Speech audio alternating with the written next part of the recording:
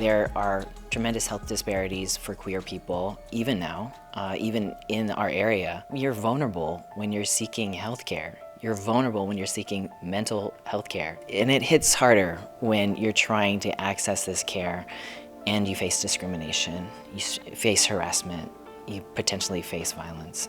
A person who has experienced that medical trauma, they may not go back for certainly preventative care. They may not even go back for acute needs, something that is dire.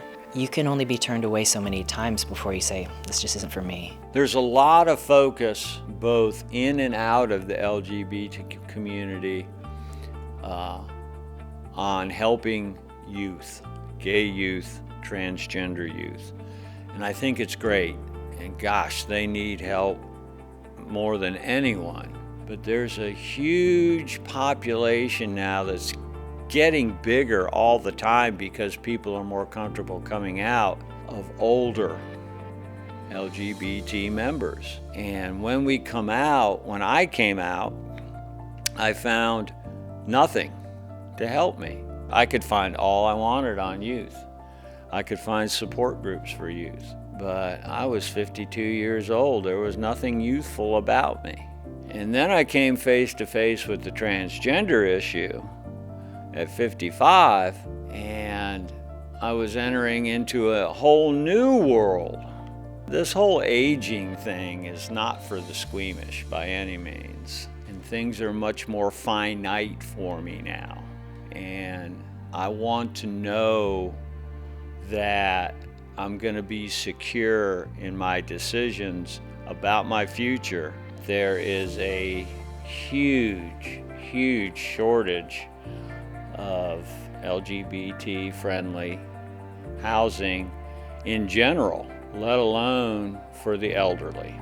I know that it is an issue with some people worrying about, will this retirement home be welcoming? Will I be able to be with my partner?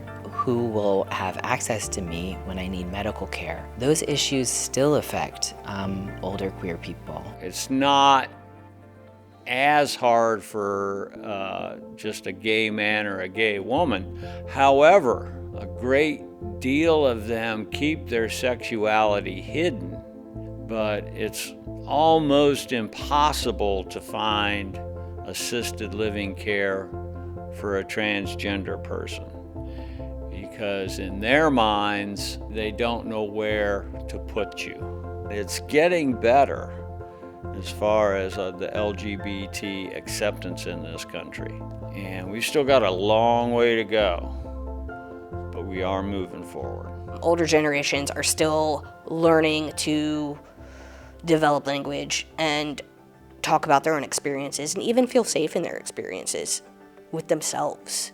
Whereas younger generations, our children, my child, doesn't have the same anxiety around that because it's language he's hearing, because he sees same-sex couples together right now, because he gets to wear a dress when he wants to, whereas that was unheard of when I was a kid.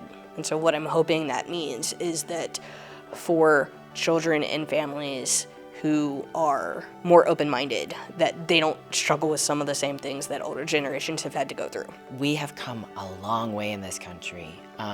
The fact that anybody knows enough to be mad about pronouns means that we've come a long way in this country.